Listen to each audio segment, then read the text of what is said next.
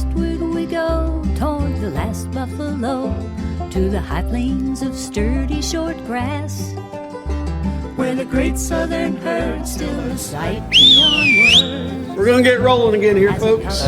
Zack Bell's first. I don't know, growing up, the Bell brothers bison were the first bison I ever knew about in the Flint Hills area, and quite famous in my childhood at least. So we'll start off with Zack.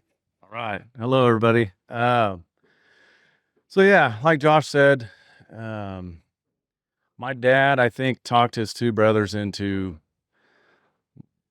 pooling some money together, and they bought a handful of animals out of Oklahoma, I believe, at first, some out of Nebraska. This would have been back in the early 80s.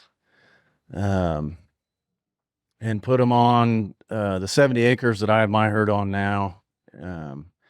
They got up to maybe 35 to 40 head, including calves at one point, but they were feeding them year round when they had that many. But yeah, I think my dad mainly just kind of had a vision of, I mean, growing up in the Flint Hills and seeing the beauty of them and how, excuse me, to me, I love seeing bison on native pasture where they should be. And that's kind of has been my dream too. And, without asking my dad or having him here, I can't speak for him directly, but what little he's told me is that basically he always wanted to see bison back where they used to always be. So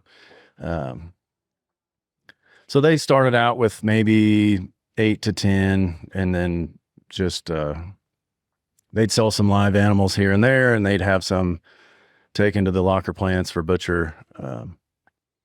And they did that from the 80s up until about 15 years ago, 10 to 15 years ago. And then my wife talked me into getting more bison. We had sheep and a handful of cows, and now we have pigs also. But my wife always said, you need to get back to what you should be doing with the bison. So me and my wife bought 4 yearling heifers and a yearling bull from the Maxwell Game Preserve sale probably 6 years ago. And I'm very hands off. Since we've started, I haven't ran them through the pens. I mean, we have a good setup, but I basically leave them alone, and my inputs are ridiculously almost non-existent. I mean, they're on native pasture, so they're not crazy. They're pretty calm, pretty timid. If I drive my truck out there, I've had people come look at them, and they'll come and rub their chin on the hood of the car or whatever. But so they're fairly docile. And something to that, because that's a great example. Sure. When they are rubbing their head on the corner of your car or your hood, when they are rubbing their head on the corner of your car or your hood or something like that, that's intimidation. That's like, hey, buddy, let me give you some noogies. That's their passive way of saying you're in their space, and they're aware of it.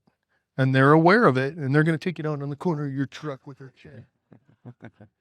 See, and I won't argue with you on that. I've never had them seem aggressive.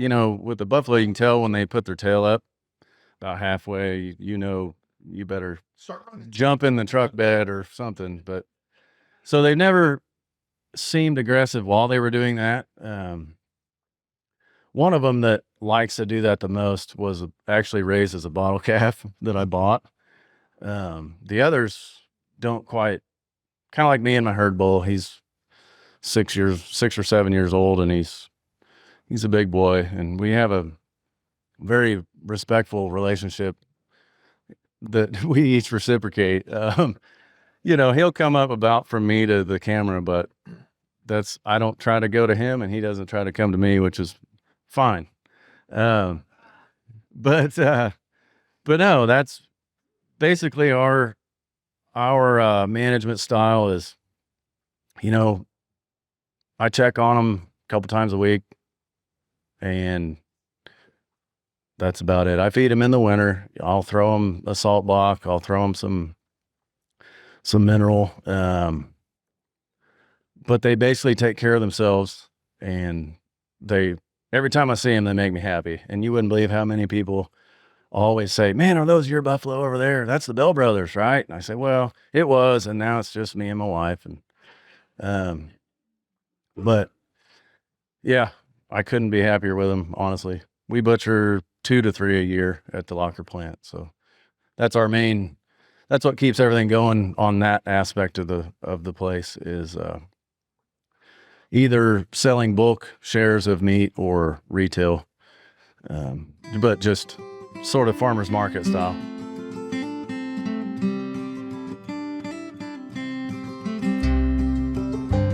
On westward we go toward the last buffalo, to the high plains of sturdy short grass, where the great southern herd still a sight beyond words, as it covers the prairie so vast.